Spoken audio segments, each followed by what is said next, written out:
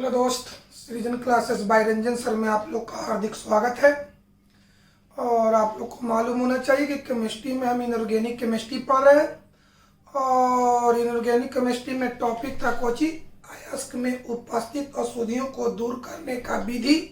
तो हम आपको बताए थे कि अयस्क में उपस्थित अशुद्धियों को दूर करने का 5 तरीका है, 5 विधि है, जिसमें 2 विधि को हम आपको जानकारी दे चुके हैं। तो लास्ट विधि था कोची ग्रेविटी सेपरेशन प्रोसेस, गुरुत्व पृथक्करण विधि। तो गुरुत्व पृथक्करण विधि के बारे में हम आपको बता दिए थे। आइए उससे रिलेटेड कुछ से सारांश पर, कुछ इंपॉर्टेंट टॉपिक पर गौर करते हैं। तो देखिए मेरे भाई, पहला पॉइंट, ऑक्साइड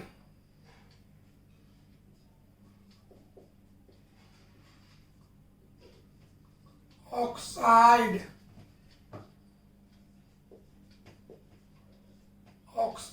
अयस्क के रूप में, ऑक्साइड अयस्क के रूप में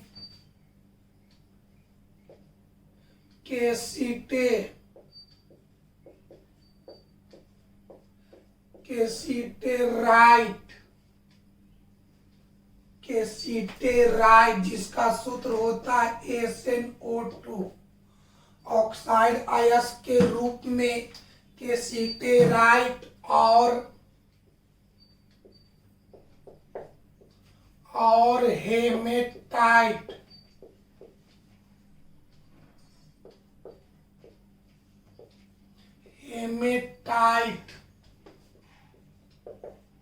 Fe2O3 ऑक्साइड अयस्क के रूप में केसिटेराइट और हेमेटाइट आता है। चलिए, ऑक्साइड अयस्क के रूप में केसिटेराइट और हेमेटाइट आता है। केसिटेराइट 3 धातु का अयस्क है और हेमेटाइट लोहा धातु का अयस्क है। याद रखना है। बताओ बाबू, ऑक्साइड के रूप में यहाँ पर 2 अयस्क आता है। एक का नाम है केसिटेराइट और दूसरा का नाम है हेमेटाइट। केसिटेराइट 3 धातु का अयस्क है और हेमेटाइट लोहा धातु का अयस्क है। तो अब बताइए, पिछले क्लास में हम बताए थे कि ऑक्साइड अयस्क का सांद्रण कौन विधि से किया जाता है। तो आपको याद होना चाहिए, गुरुत्व पृथक्करण विधि से। तो बताओ मेरे भाई, ऑक्साइड अयस्क का सांद्रण गुरुत्व पृथक्करण विधि से किया जाता है। तो इस रूप में 2 अयस्क आता है, एगो केसिटेराइट और एगो हेमेटाइट। यानी केसिटेराइट और हेमेटाइट का भी सांद्रण गुरुत्व पृथक्करण विधि से किया जाता है। आइए दूसरा पॉइंट लिखते हैं।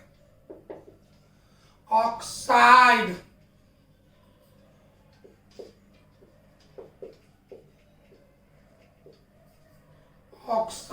अयस्क का सांद्रण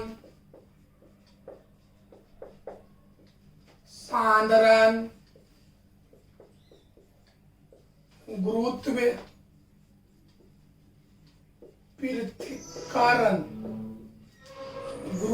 पृथक्करण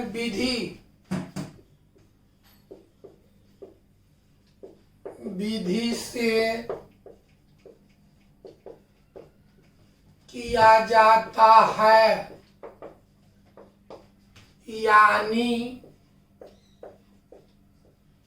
यानी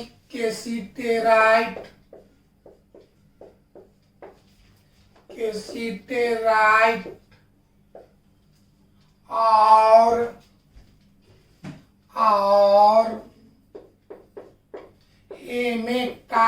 और हेमेटाइट यानी केसिटेराइट और हेमेटाइट अयस्क का भी सांद्रण गुरुत्व पृथक्करण विधि से ही गुरुत्व पृथक्करण विधि से ही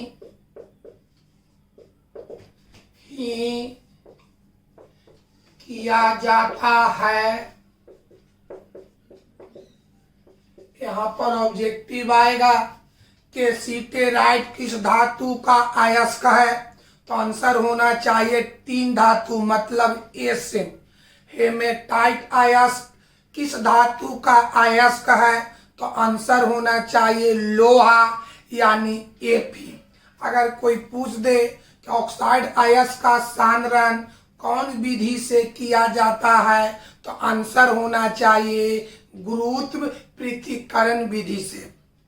फिर पूछेगा गुरुत्व पृथक्करण विधि से कौन कौन सी अयस्क का सांद्रण किया जाता है, तो आंसर होना चाहिए कैल्सिटेराइट और हेमेटाइट।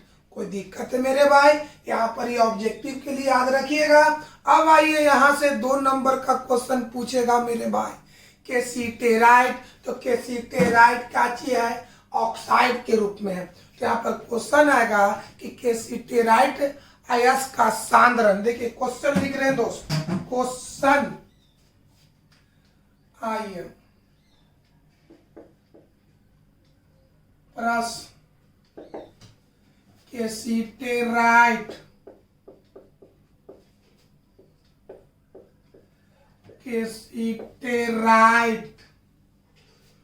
अयस्क का सांद्रण गुरुत्व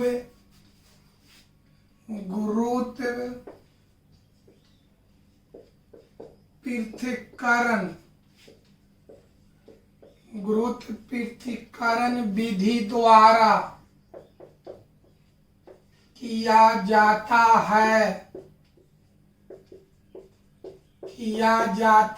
है। क्यों? इसी क्वेश्चन को अथवा में पूछ सकता है। अथवा कैल्सिटेराइट हटाकर लिख सकता ऑक्साइड। क्या चीज? ऑक्साइड अयस्क का सांद्रण, ऑक्साइड अयस्क का सांद्रण गुरुत्व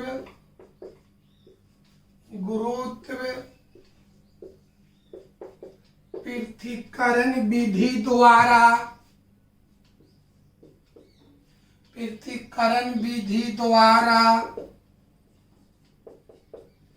किया जाता है।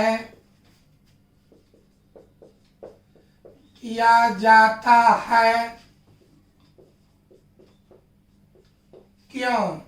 है ना? यहाँ पर देखिए कैल्सिटेराइट हटा के ऑक्साइड, तो आंसर दोनों का एक होगा। अगर कैल्सिटेराइट के रूप में है तो आंसर कैल्सिटेराइट के रूप में देना है। अगर क्वेश्चन ऑक्साइड के रूप में है तो आंसर भी ऑक्साइड के रूप में देना है। देखिए इसका आंसर कैसे लिखेंगे, क्या लिखेंगे? कैल्सिटेराइट अयस्क में उपस्थित, देखिए बाबू आंसर सुनिए, हम आपको बता चुके हैं। कैल्सिटेराइट अयस्क में उपस्थित अशुद्धियों का घनत्व और शुद्ध अयस्क के घनत्व, सुना जाए बढ़िया से। क्वेश्चन क्या है? कैल्सिटेराइट अयस्क का सांद्रण गुरुत्व पृथक्करण विधि द्वारा किया जाता है। क्यों, कैसे, कारण बताएं, व्याख्या करें। तो आंसर लिखेंगे कैल्सिटेराइट अयस्क में उपस्थित अशुद्धि और शुद्ध अयस्क के घनत्व में भिन्नता पाया जाता है। यानी कि एक बार सुना जाए, कैल्सिटेराइट अयस्क में उपस्थित अशुद्धि और शुद्ध अयस्क के घनत्व में भिन्नता पाया जाता है। यानी अशुद्धि का घनत्व कम और शुद्ध अयस्क का घनत्व अधिक होता है। इसी प्रवृत्ति के कारण कैल्सिटेराइट अयस्क का सांद्रण गुरुत्व पृथक्करण विधि से किया जाता है। अगर क्वेश्चन इस रूप में है तो जहां आप उच्चारण केसिटेराइट कर रहे हैं वहां पर उच्चारण करना ऑक्साइड का। अगर क्वेश्चन इस रूप में है तो जहां पर केसिटेराइट लिखेंगे वहां पर लिखेंगे ऑक्साइड। सुनिए इसका जवाब सुनिए, क्या लिखेंगे कि ऑक्साइड अयस्क में उपस्थित, जहां लिखते थे केसिटेराइट अयस्क में उपस्थित वहां पर लिखना ऑक्साइड अयस्क में उपस्थित। तो ऑक्साइड अयस्क में उपस्थित अशुद्धि और शुद्ध अयस्क के घनत्व में भिन्नता पाया जाता है, यानी अशुद्धि का घनत्व कम और शुद्ध अयस्क का घनत्व ज्यादा। इसी प्रवृत्ति के कारण ऑक्साइड अयस्क का सांद्रण गुरुत्व पृथक्करण विधि द्वारा किया जाता है। दोनों का आंसर एक ही है। अगर इस रूप में रहे अगर क्वेश्चन केसिटेराइट रूप में रहे तो आंसर में भी लिखना केसिटेराइट। अगर क्वेश्चन ऑक्साइड के रूप में रहे तो आंसर भी लिखना है ऑक्साइड के रूप में, खाली यही चेंज करना है। इस रूप में जहां पर याद किए हुए हैं, अगर इस रूप में है तो केसिटेराइट को हटा के ऑक्साइड लिख दीजिए। अगर इस रूप में क्वेश्चन रहे तो ऑक्साइड की जगह केसिटेराइट लिखना है। कोई दिक्कत है तो आइए इसको हम लिखते हैं मेरे भाई। चलिए एक नजर अब देखा जाए।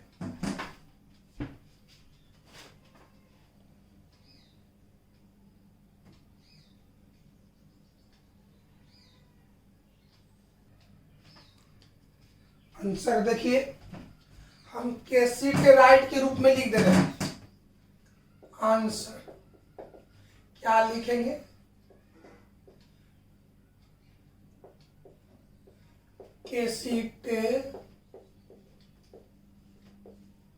केसिटेराइट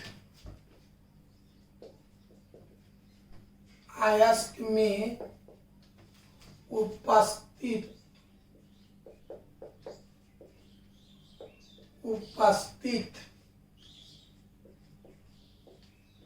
अशुद्धि और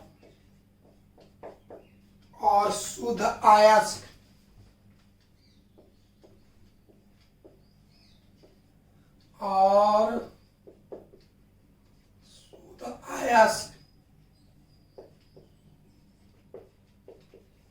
के घनत्व में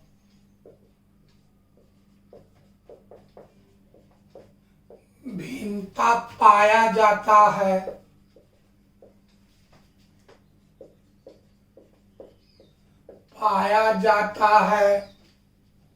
यानी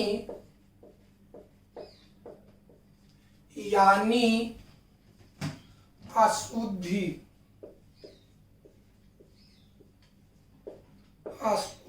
का घनत्व कम और शुद्ध अयस्क का घनत्व अधिक होता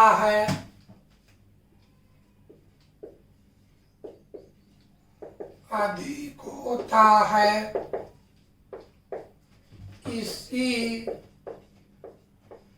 इसी प्रवृत्ति के कारण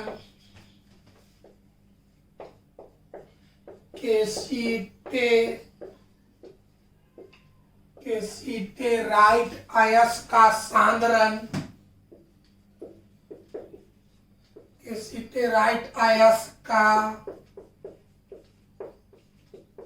सांद्रण गुरुत्व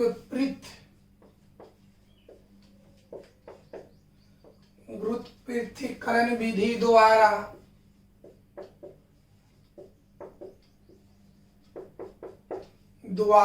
किया जाता है।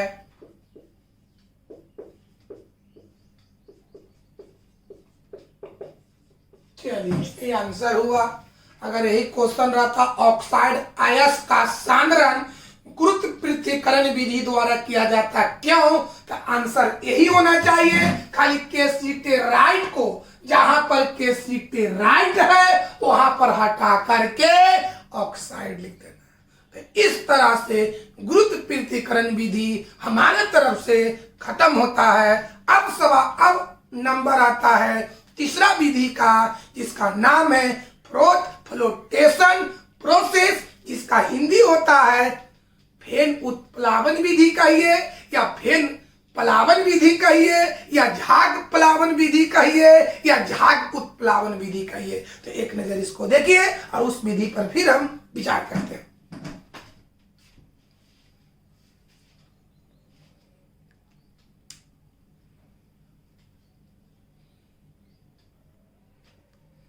चलिए तीसरा विधि देखा जाए। अयस्क में उपस्थित अशुद्धियों को दूर करने का 5 मेथड था, जिसमें 2 मेथड हम लोग पढ़ लिए। तीसरा मेथड का नाम है फ्लोटेशन प्रोसेस, हिंदी में कहेंगे फेन उत्प्लावन विधि या झाग उत्प्लावन विधि। आइए बाबू चला जाए, तीसरा विधि देखा जाए।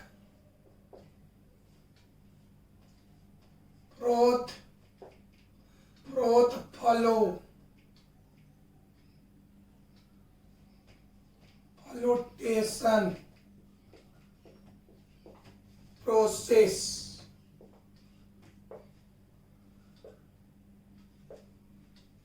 जिसका हिंदी होगा फेन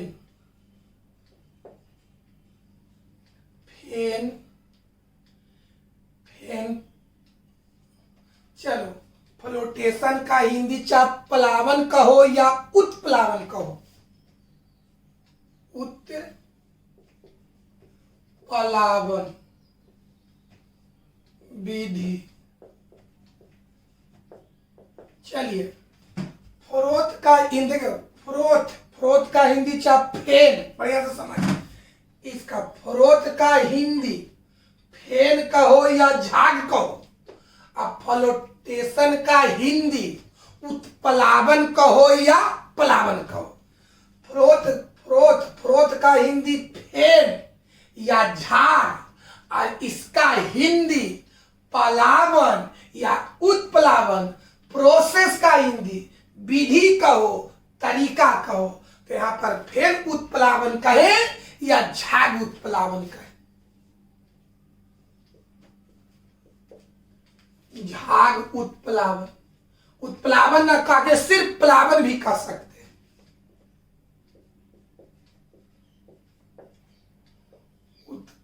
झाग उत्प्लावन। चलिए तो फेन उत्प्लावन विधि या झाग उत्प्लावन विधि, हमारी आदत रहता ये बोलने का, फेन उत्प्लावन विधि। सवाल उठता है कि फेन उत्प्लावन विधि क्या है, तो सिंपल से अब जवाब दे सकते हैं कि फेन उत्प्लावन विधि अयस्क में उपस्थित अशुद्धियों को दूर करने का एक तरीका है। बढ़िया से समझो फेन उत्प्लावन विधि क्या है, तो उसको अभी अब सिंपल जवाब दे सकते हैं कि फेन उत्प्लावन विधि अयस्कों का सांद्रण करने का, अयस्कों में उपस्थित अशुद्धि को दूर करने का एक तरीका है, एक मेथड है, एक प्रोसेस है। समझ में आ गया मेरे भाई? अगर आपसे कोई पूछे कि बताओ मेरे भाई फेन उत्प्लावन विधि क्या है, तो शुरुआत में अगर नॉलेज नहीं रहे तो इतना आप बोल सकते हैं कि फेन उत्प्लावन विधि अयस्कों का सांद्रण करने का एक तरीका है, अयस्कों में उपस्थित अशुद्धियों को दूर करने का तरीका है। याद हुआ? क्वेश्चन क्या है? फेन उत्प्लावन विधि क्या है या झाग उत्प्लावन विधि क्या है? तो अभी उसको आप बता सकते हैं क्या कि फेन उत्प्लावन विधि अयस्कों का सांद्रण करने का तरीका है या अयस्कों में उपस्थित अशुद्धियों को दूर करने का तरीका है। कोई दिक्कत है? अब चलिए, अब सवाल उठता है कि कौन सी अयस्क का सांद्रण फेन उत्प्लावन विधि से किया जाता है।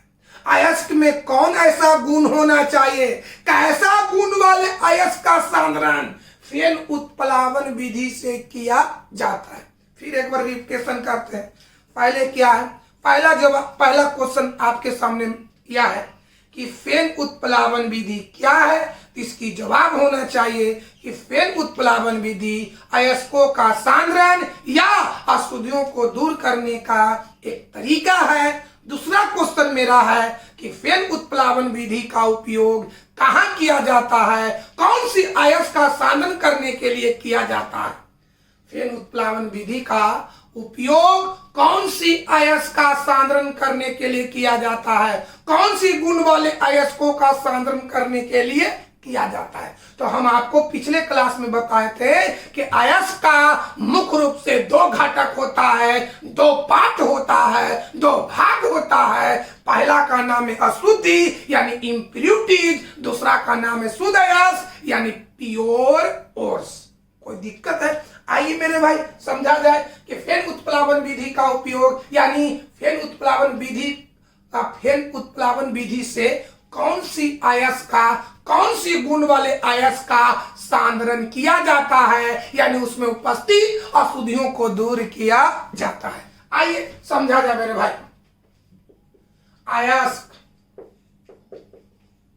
अयस्क का दो घटक होता है,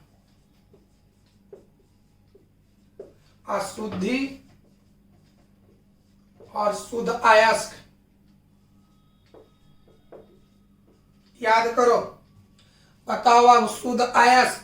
एक बताओ, आपको 2-3 क्लास पहले बताए थे कि अशुद्धि को अलग करने के बाद जो अयस्क बचता है उसी को सांद्रित अयस्क कहते हैं। तो कहता अयस्क का दो पार्ट, अशुद्धि अशुद्ध अयस्क। मतलब कि अब बताओ मेरे भाई कि यदि अयस्क में से अशुद्धि को अलग कर देंगे तो वही शुद्ध अयस्क सांद्रित अयस्क कहलाता है। यानी यहाँ पर शुद्ध अयस्क को आप सांद्रित अयस्क भी कह सकते हैं। क्या मेरे भाई? सांद्रित अयस्क।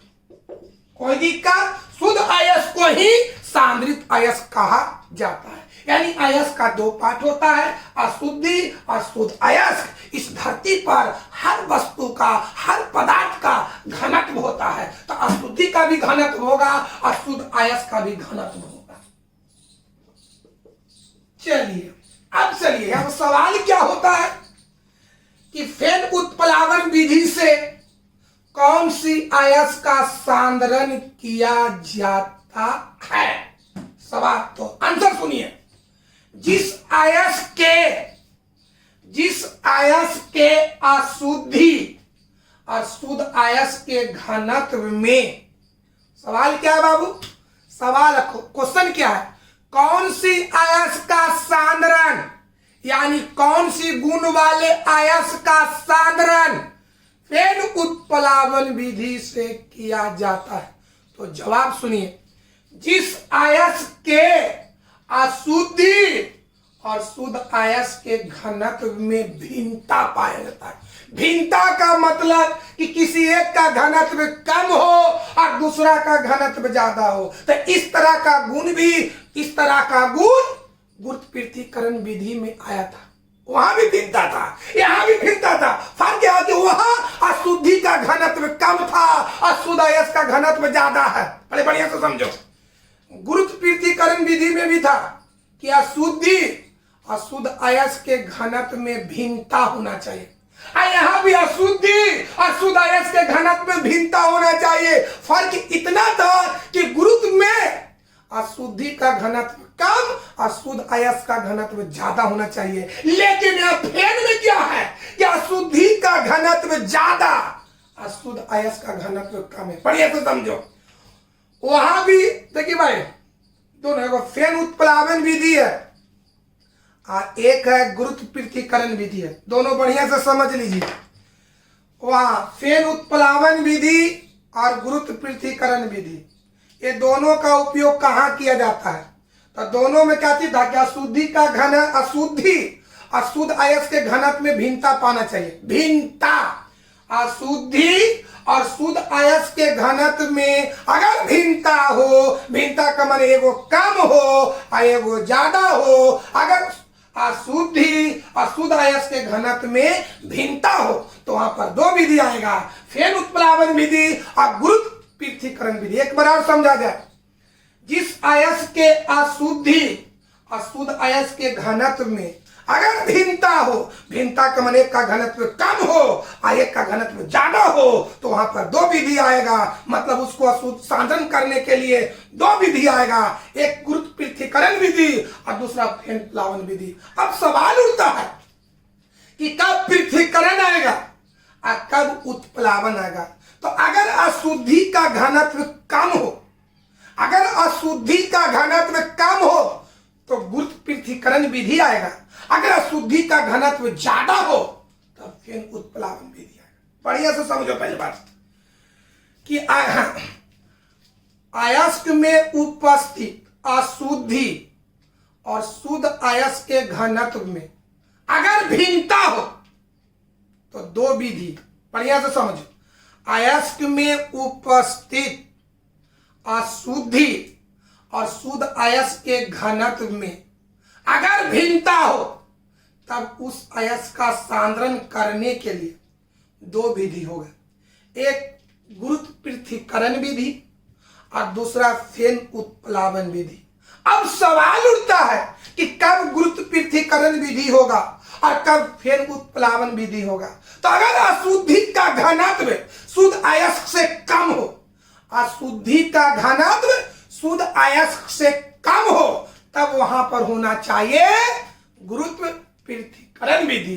अगर अशुद्धि का घनत्व शुद्ध अयस्क से ज्यादा हो तो वहां पर विधि होना चाहिए फेन उत्प्लावन विधि। लास्ट में एक बार और समझाना चाहते हैं कि यदि अयस्क में उपस्थित अशुद्धि और शुद्ध अयस्क का घनत्व में भिन्नता पाया जाता है तब उस अयस्क का सांद्रण दो विधि से किया जाता है। पहला बताओ गुरुत्व पृथक्करण विधि, दूसरा बताओ फेन उत्प्लावन विधि। अब यहाँ पर सवाल उठता है कि कब गुरुत्व पृथक्करण विधि का उपयोग करेंगे और कब फेन उत्प्लावन विधि का उपयोग करेंगे। तो इसका जवाब होना चाहिए कि अगर उस अशुद्धि का घनत्व शुद्ध अयस्क से कम हो तब वहां पर विधि को लाना है गुरुत्व पृथक्करण विधि। अगर अशुद्धि का घनत्व शुद्ध अयस्क से ज्यादा हो तब वहां पर फेन उत्प्लावन विधि।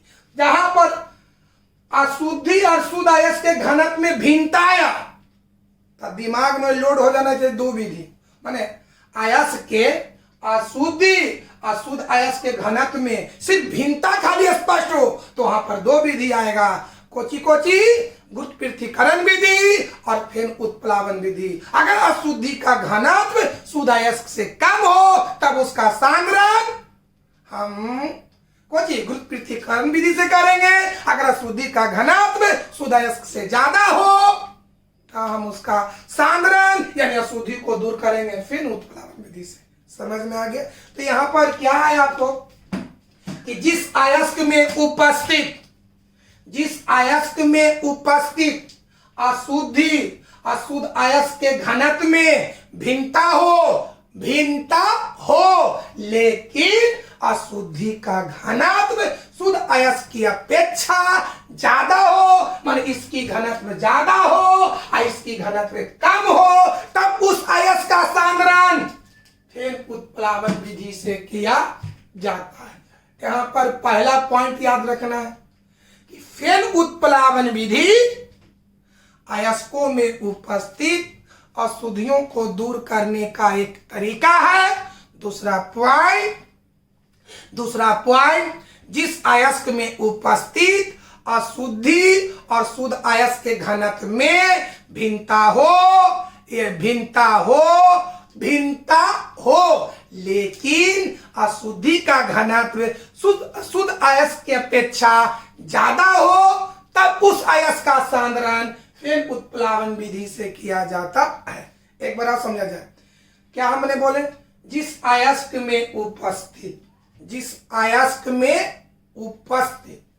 अशुद्धि अशुद्ध अयस्क के घनत्व में भिन्नता हो लेकिन अशुद्धि का घनत्व शुद्ध अयस्क की अपेक्षा ज्यादा हो तब उस अयस्क का सांद्रण फेन उत्प्लावन विधि से किया जाता है। कोई दिक्कत है? अब सवाल उठता है कि अशुद्धि का घनत्व शुद्ध अयस्क की अपेक्षा ज्यादा हो तो इस तरह का गुण किस अयस्क में मिलता है? तो आपको मालूम होना चाहिए कि इस प्रकृति में अयस्क 4 रूपों में पाया जाता है। पहला ऑक्साइड के रूप में, दूसरा कार्बोनेट के रूप में, तीसरा सल्फाइड के रूप में, चौथा हैलाइड के रूप में। यही 4 रूप में अयस्क पाया जाता है। तो हमको जानना है कि कौन सी अयस्क में अशुद्धि का घनत्व शुद्ध अयस्क की अपेक्षा अधिक होता है। तो जिस अयस्क में अशुद्धि का घनत्व शुद्ध अयस्क की अपेक्षा अधिक होगा तो उसी अयस्क का सांद्रण हम किससे करेंगे? फेन उत्प्लावन विधि से करेंगे। तो हम जान लेंगे कि कौन सी अयस्क में अशुद्धि का घनत्व शुद्ध अयस्क की अपेक्षा ज्यादा है। उस अयस्क का नाम है सल्फाइड अयस्क। कौन अयस्क बाबू? सल्फाइड अयस्क। यानी सल्फाइड अयस्क में अशुद्धि का घनत्व शुद्ध अयस्क की अपेक्षा ज्यादा होता है। यानी सल्फाइड अयस्कों का सांद्रण कौन विधि से किया जाता है? फेन उत्प्लावन विधि से किया जाता है। यहाँ पर 2 बात याद करना है। ऑक्साइड अयस्क का सांद्रण गुरुत्व पृथक्करण विधि से किया जाता है और सल्फाइड अयस्कों का सांद्रण फेन उत्प्लावन विधि से किया जाता है। याद 2 बात। ऑक्साइड अयस्क का सांद्रण, ऑक्साइड अयस्क का सांद्रण, ऑक्साइड अयस्क का सांद्रण गुरुत्व पृथक्करण विधि से किया जाता है। क्यों? क्योंकि इसमें उपस्थित अशुद्धि का घनत्व शुद्ध अयस्क से कम होता है। सल्फाइड अयस्कों का सांद्रण किस विधि से किया जाता है? तो फेन उत्प्लावन विधि से किया जाता है, क्योंकि इसमें उपस्थित अशुद्धियों का घनत्व शुद्ध अयस्क से ज्यादा होता है। कोई दिक्कत है मेरे भाई? यानी यहाँ पर याद है, क्वेश्चन है। सल्फाइड अयस्कों का सांद्रण किया जाता है तो फेन उत्प्लावन विधि से या झाग उत्प्लावन विधि से। क्यों? क्योंकि इसमें उपस्थित अशुद्धियों का घनत्व शुद्ध अयस्क की अपेक्षा अधिक होता है।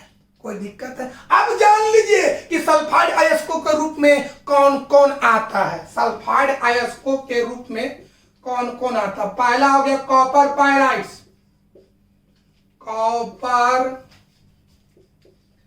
पायराइड्स जिसका सूत्र होता CuApS2। दूसरा गलेना, गलेना जिसका सूत्र होता PbS। तीसरा जिंक बलेड, जिंक बलेड जिसका सूत्र होता ZnS। सल्फाइड अयस्कों के रूप में मुख्य रूप से copper pyrites, galena, zinc blade. पता बाबू ये तीनों अयस्क किस रूप में होता है? सल्फाइड अयस्क के रूप में होता है। तो सल्फाइड अयस्क का सांद्रण कौन विधि से? फेन उत्प्लावन विधि से। यानी इन तीनों अयस्कों का भी सांद्रण हम करेंगे फेन उत्प्लावन विधि से। बढ़िया से समझो, सल्फाइड अयस्क का सांद्रण कौन विधि से? फेन उत्प्लावन विधि से। तो सल्फाइड अयस्कों में कौन कौन आता है? Copper pyrites, galena, zinc blende. तो इन तीनों अयस्कों का सांद्रण भी हम करेंगे फेन उत्प्लावन विधि से। अगर कोई पूछेगा कि बताओ मेरे भाई कॉपर पायराइड्स अयस्क का सांद्रण कौन विधि से किया जाता है? तो फेन उत्प्लावन विधि से किया जाता है। गलेना का सांद्रण कौन विधि से किया जाता है? सांद्रण का मतलब उसमें उपस्थित अशुद्धियों को दूर कर। कोई बोलेगा कि कॉपर पायराइड्स अयस्क में उपस्थित अशुद्धियों को हम दूर करेंगे कौन विधि से? फेन उत्प्लावन विधि से। गलेना का सांद्रण कौन विधि से? फेन उत्प्लावन विधि से। जिंक बलेड का सांद्रण कौन विधि से? फेन उत्प्लावन विधि से। चाहे तो कोई पूछे सल्फाइड अयस्कों का सांद्रण या कॉपर पायराइड अयस्क का सांद्रण या गलेना का सांद्रण या जिंक बलेड का सांद्रण कौन विधि से किया जाता है? तो फेन उत्प्लावन विधि से किया जाता है। क्यों? क्योंकि इसमें उपस्थित अशुद्धियों का घनत्व शुद्ध अयस्क की अपेक्षा अधिक होता है। कोई दिक्कत है मेरे भाई? कोई प्रॉब्लम? दिक्कत है? यहाँ पर ऑब्जेक्टिव आपको आएगा कि सल्फाइड अयस्कों का सांद्रण किया जाता है तो फेन उत्प्लावन विधि से। कॉपर पायराइड अयस्कों का सांद्रण किया जाता है तो फेन उत्प्लावन विधि से। गलेना का सांद्रण, यानी हम लोग ये चारों याद करना है, चाहे तो सल्फाइड अयस्क रहे या कॉपर पायराइड अयस्क रहे या गलेना रहे या जिंक बलेड रहे, इस सभी अयस्कों का सांद्रण फेन उत्प्लावन विधि से किया जाता है। क्योंकि इसमें अशुद्धियों का घनत्व शुद्ध अयस्क की अपेक्षा अधिक होता है। कोई दिक्कत है, कोई प्रॉब्लम? 4 बात आप याद रखिएगा।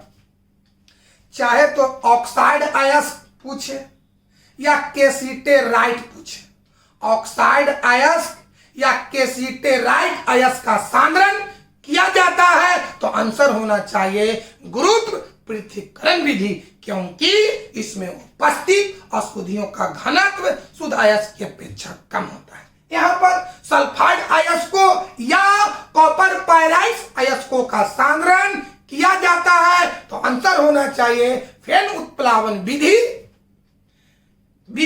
क्योंकि यहाँ पर अशुद्धियों का घनत्व शुद्ध अयस्क की अपेक्षा अधिक होता है। कोई दिक्कत है मेरे भाई? कोई प्रॉब्लम, कोई दिक्कत है? तो आइए इसी बात को हम इसको लिखते हैं दोस्त।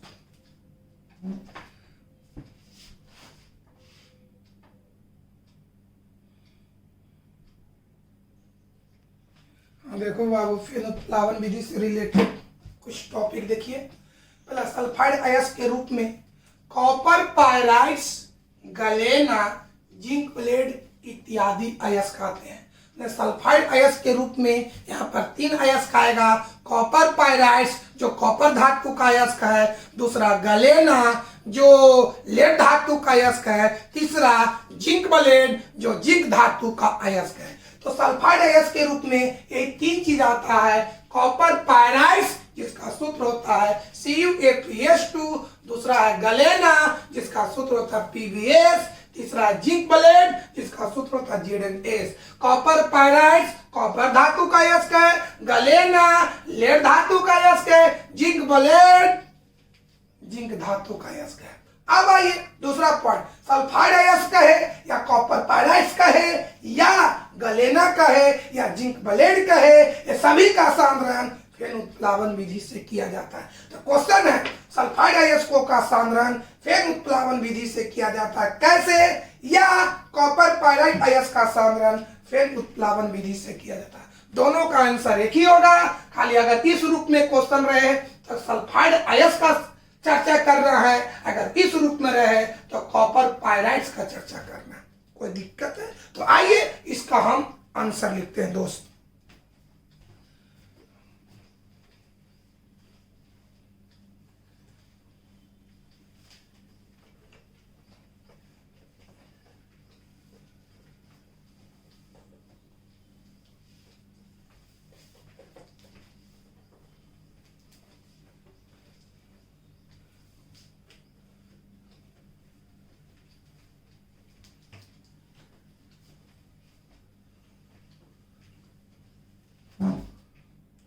आंसर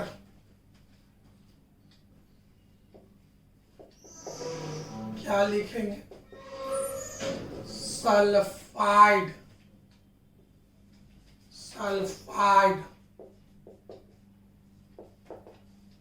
अयस्कों में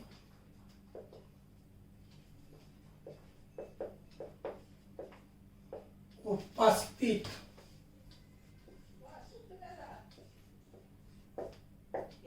अशुद्धि और शुद्ध अयस्क के घनत्व में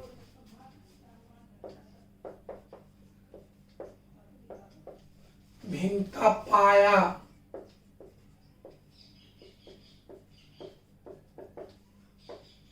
जाता है, भिन्नता पाया जाता है और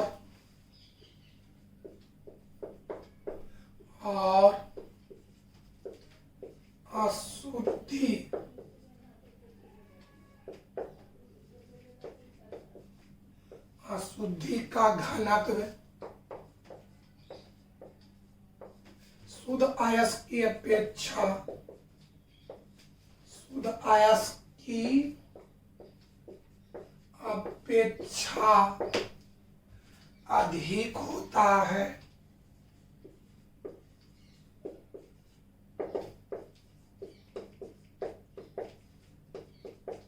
किसी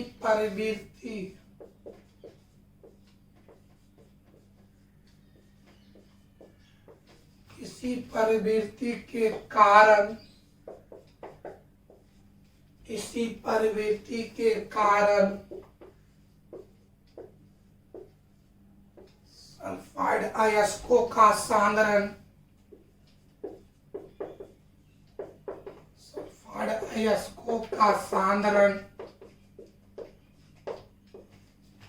फेन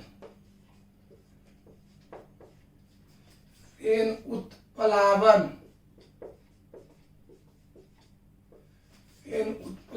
विधि से किया जाता है।